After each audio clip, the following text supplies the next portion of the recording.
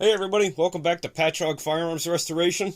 Today I'm going to show you how to make new butt spacers and grip spacers for pennies. Hang on, here we go.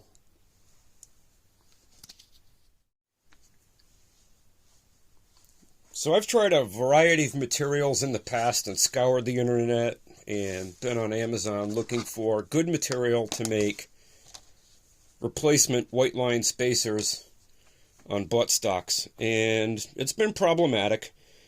One of the things I've tried is PVC, which is, you can get it in various thicknesses, but I don't like this, even though it's flat and it's easy to cut, but it's also semi-porous on the side. There's like a laminate on the top and a laminate on the bottom, but when you get done cutting and you have that edge exposed to the elements and it's visible, it's not as nice as it could be, plus it fills up with dirt. So I don't like PVC sheets so much. One of the other things I've tried is white bleach bottles, but they're curved. So when you get done cutting them, they still have like a curve to them, just like this piece right here, which I cut from a white 5-gallon bucket.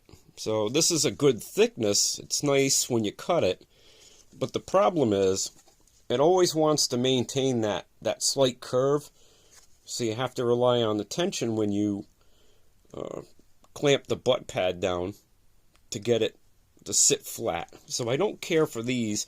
These are also, the white 5-gallon buckets are also very difficult to cut. They're pretty rugged stuff. I finally came across this solution, and I'll show you what this is made from at the end of the video. You can get these for literally pennies at a yard sale, 25 cents for a full sheet, and they're big enough to cut probably 5 or 6 spacers out of. They're also, you can get them in different thicknesses, and really easy to work with. Simply trace, cut, and punch. They cut very easy with scissors. Mark out your holes.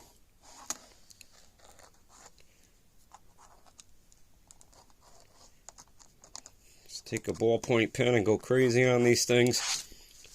Right there you can see we got our outline real quick. Then you just cut to the inside of the line that you made, because the pen thickness, very easy to cut with scissors or with a razor knife.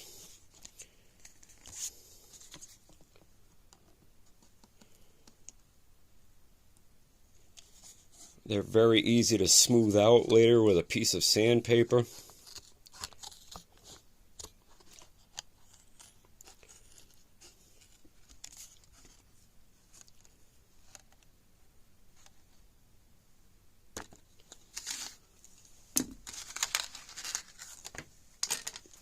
Once you're done cutting it out, I like to use a hole punch. Just line up, give it a good whack with the hammer. That'll set your holes for you. Later on, you can just put on a piece of sandpaper and you could just work them. But the best part about these is what they're made from. Like I said, you can get these at a yard sale real cheap. And you can get them sometimes by the dozens, and even in different colors.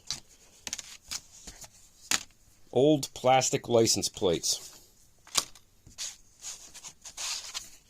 Not that I'm a Ford guy, but, you know, I'll take the material when I can get it.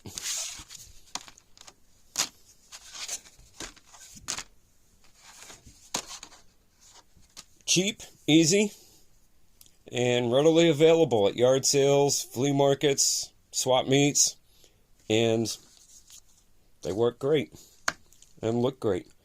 That's all I got for you guys and gals today. If you're like me, you're probably out there, you're looking around. Every time you come across a nice piece of hardwood or a piece of plastic or a piece of metal, you're thinking, Can I use that for gunsmithing? That's all I got for you today.